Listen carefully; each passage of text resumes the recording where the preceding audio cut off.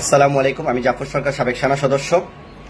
সারা বিশ্বকে তাক লাগিয়ে এই প্রথম সিনেমা স্টাইলে লাইভ টেলিকাস্টের মাধ্যমে এবং বাংলাদেশের সর্বোচ্চ আদালতের শেখ হাসিনার রায়, তার বিচার কার্যক্রম সম্পূর্ণ হলো এবং হত্যা মামলা, মানবতা বিরোধী লেডি কিলার, বাংলাদেশের স্বৈরশাসক একনায়কতন্ত্র খুনি হাসিনার বিচার হলো।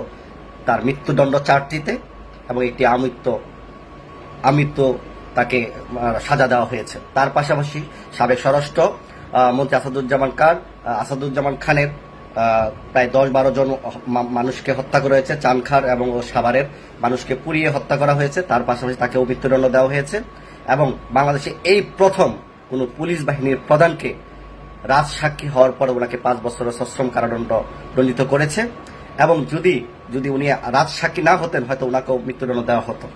আমি একটি প্রশ্ন বাংলাদেশের কাছে রাখতে চাই, সত্যি কি বাংলাদেশের শেখ হাসিনার ফাঁসি কার্যকর ক্ষমতা বাংলাদেশের আদালতের আছে?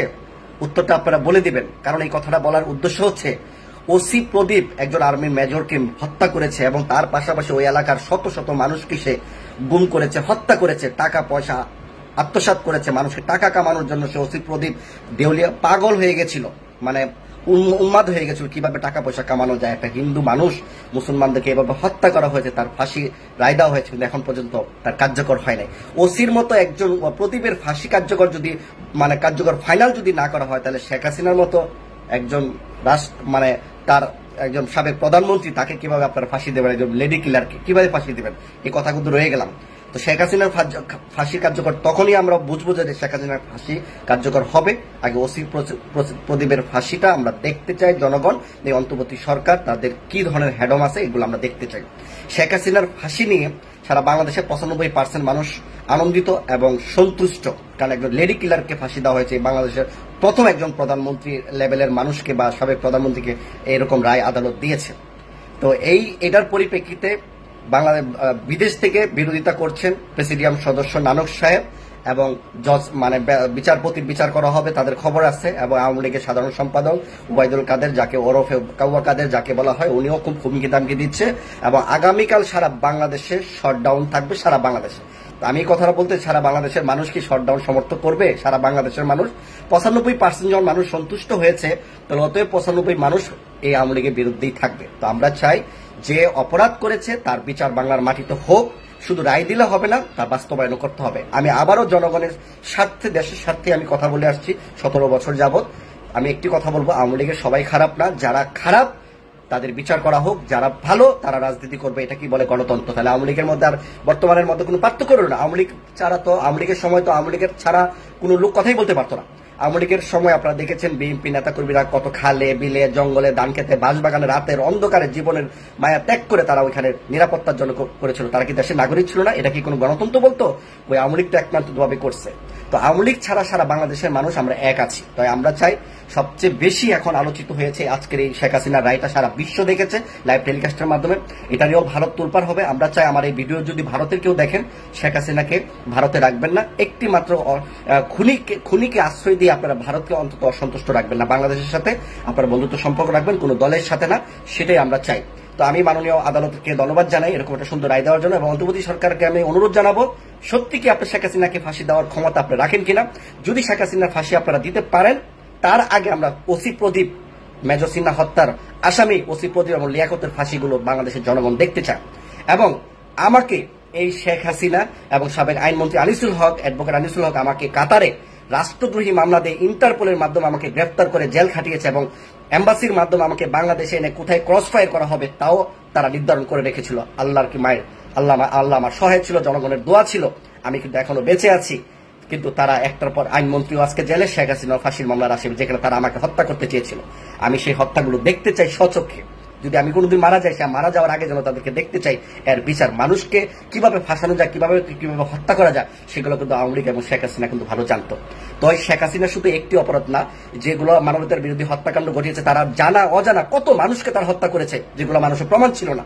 আল্লাহ আমরা চাই যে আল্লাহর তরফ থেকে তার জন্য এই বাংলাদেশে মৃত্যুদণ্ড হয়। আর আওয়ামী লীগ যারা অপরাধ করেছে, আইনমন্ত্রী যে অপরাধ করেছে, আইনমন্ত্রী সাজাগুলো আমরা দ্রুত বাংলাদেশে দেখতে চাই।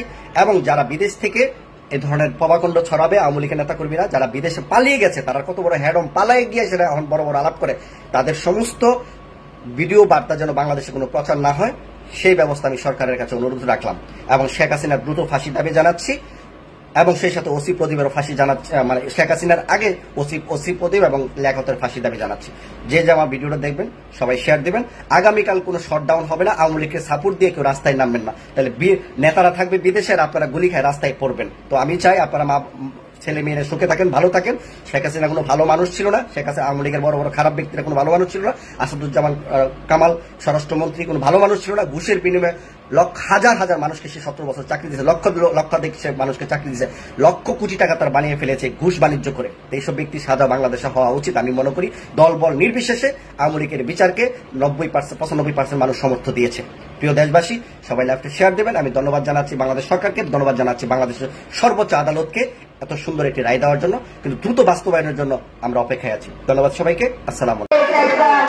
কর্মী সম্মেলন ছিল, কর্মী সভা ছিল, সব ওয়ার্ডের প্রেসিডেন্ট সেক্রেটারি এবং 5 জন করে আসার কথা এবং এখানে দিক নির্দেশনা নির্বাচনের জন্য সামনে নির্বাচন দিক নির্দেশনা দেওয়ার কথা ছিল, কিন্তু দেখেন যে আপনারা কত মানুষ এখানে একসাথে হয়ে গেছে।